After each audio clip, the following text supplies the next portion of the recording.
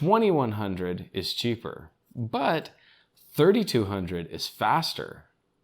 You know, today, I think we're gonna see if it even makes a difference. Stay tuned.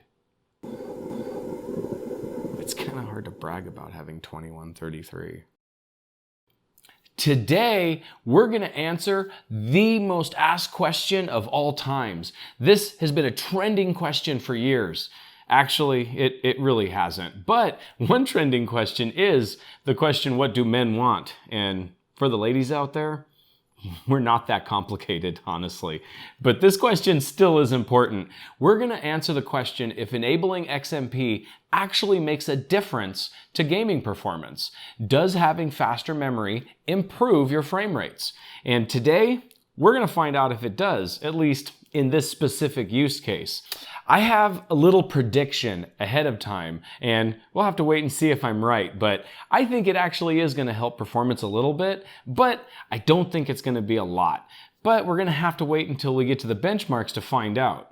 Speaking of benchmarks, all of these benchmarks are going to be done with the settings set to as low as possible. I want to get as many frames as physically possible out of this system so we can try to make the system as CPU bound as possible, because honestly, I think that's the only way memory is really going to make a difference. XMP stands for Extreme Memory Profile, and it was developed by Intel originally. For AMDs, they use the acronym DOCP, which stands for Direct Overclock Profile. Essentially, both of these are exactly the same, and for the rest of this video, I'm simply going to refer to it as XMP. Now, one important aspect of this subject is, unless you've enabled XMP in the BIOS, your memory is not running at the speed that it was rated for. It's probably running at 2133 or 2400 respectively, but probably 2133 because that's the standard DDR4 specification. In order to get the rated speed for the modules you purchased, you have to enable XMP in your BIOS. I would refer to the documentation that came with your motherboard in order to learn how to turn XMP on. Usually you just go into the advanced settings in your BIOS and just turn it on. However, you could run into some problems because essentially XMP is in fact overclocking your memory. It's at least overclocking the memory beyond the DDR4 specification. And not only that, but it's also overclocking the memory controller. And in modern processors, the memory controller is actually in the processor. So by enabling XMP, you're not only overclocking the memory, but technically you're overclocking the processor as well. In fact, the DDR4 specification typically calls for DDR4 to run at 1.2 volts, but most XMP profiles run the memory at 1.35 volts. And this voltage is actually going through the memory controller as well. So you're actually raising the voltage of the memory controller in the processor when you do this. So you could actually run into some problems. Sometimes enabling XMP simply won't work. And the reason why it won't work isn't necessarily the memory modules or even the motherboard. It may be that you just have a lower bin processor that can't reach the higher memory speeds, and it's only going to run at 2133 or 2400. In fact, when I first set this system up right here, I set it up with 3200. However, with the modules in bank A, I could not get the system to post. I had to move the modules from bank A to bank B, and then it seemed to run fine. However, I don't think this is a problem with the motherboard. I think the problem itself is actually in the memory controller of the processor. Remember, when we changed the CPU in this thing, we used a Ryzen 5 3500. That's the non-hyper-threaded Ryzen 5, and I think it's a lower bin CPU, and since it's a lower bin CPU, probably doesn't have the best memory controller in it. So that may be what my issue is on this one. However, I did get the 3200 to work in it, so, you know, I can't complain too much. Another thing to consider with higher rated modules is the cache latency is actually higher as well. And what that's talking about is the amount of clock cycles that it takes between data being transmitted to the memory and data being available on the modules for use. And in this case, even though data is transmitted on every clock cycle, in fact, on DDR, it's transmitted not only on the high part of the clock cycle, but also the low part. That's where the dual data rate comes from.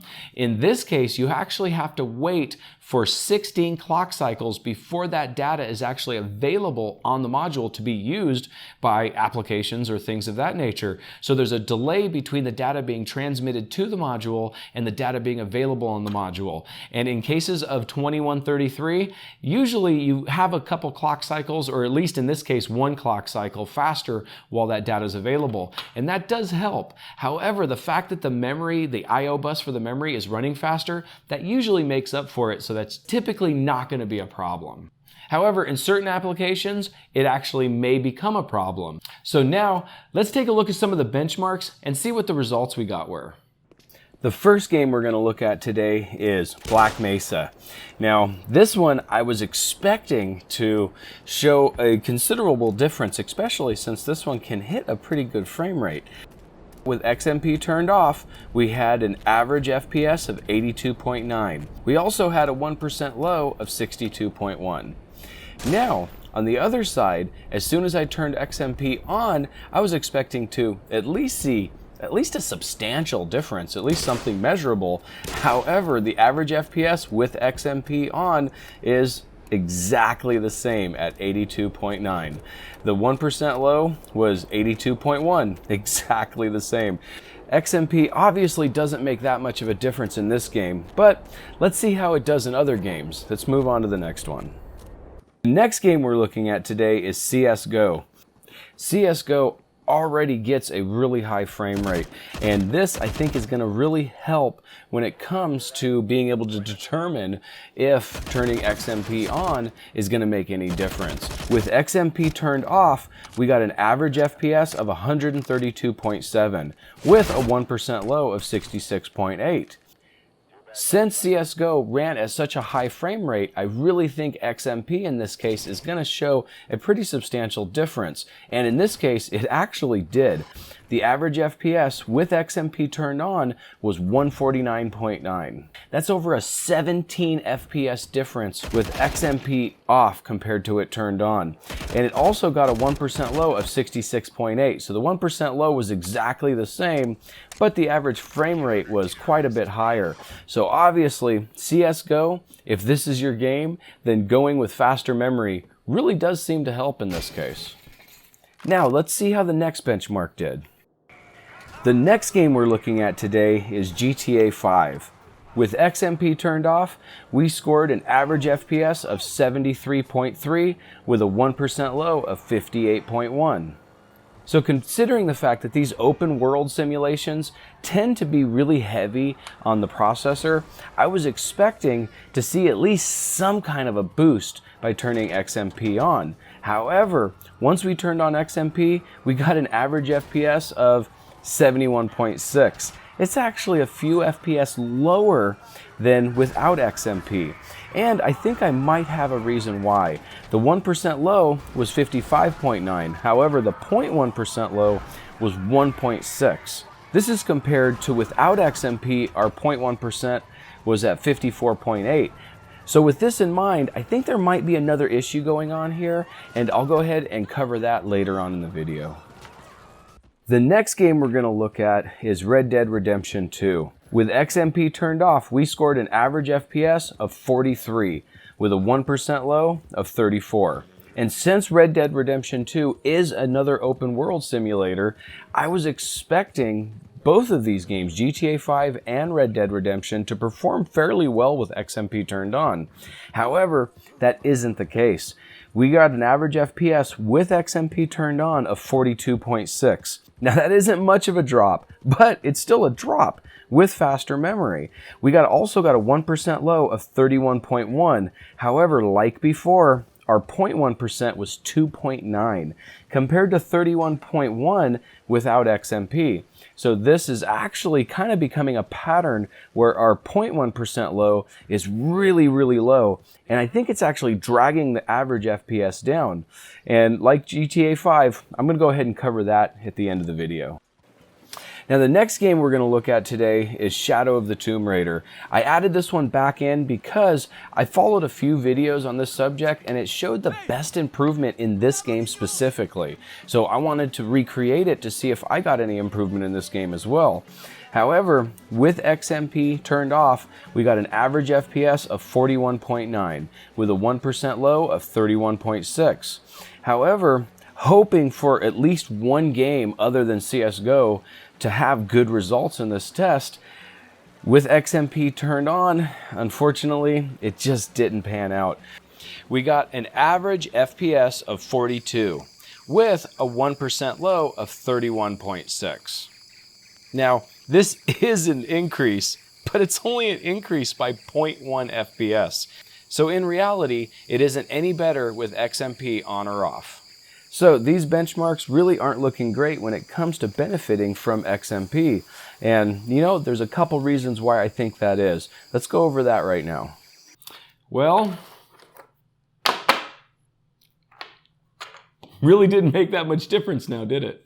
At least in this situation, it didn't make much of a difference. And I think I actually know why. And unfortunately, it's something that we're going to have to do more testing later on. We're going to have to revisit this video at some point to be able to really determine if my theory is correct here.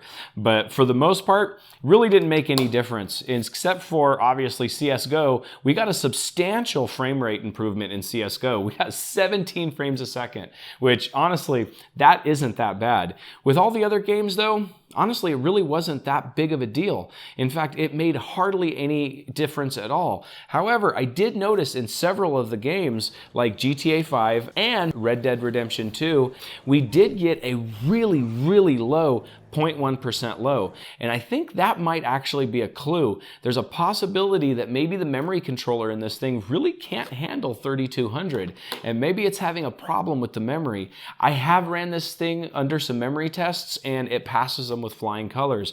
However, that really doesn't mean anything. It could be that this system simply cannot handle 3200, and that's why we're seeing, you know, very little performance increase when we go to 3200 on some of these games. However, the only way to really test that is to actually go through all of these tests on a completely different system. And at some point, I think I'm actually going to do that. However, there's another thing that I think hurt us here too. In order to really be able to test the memory in games, we really needed to take the GPU out of the situation. We really needed a GPU that could run these games as fast as it possibly could without hindering us.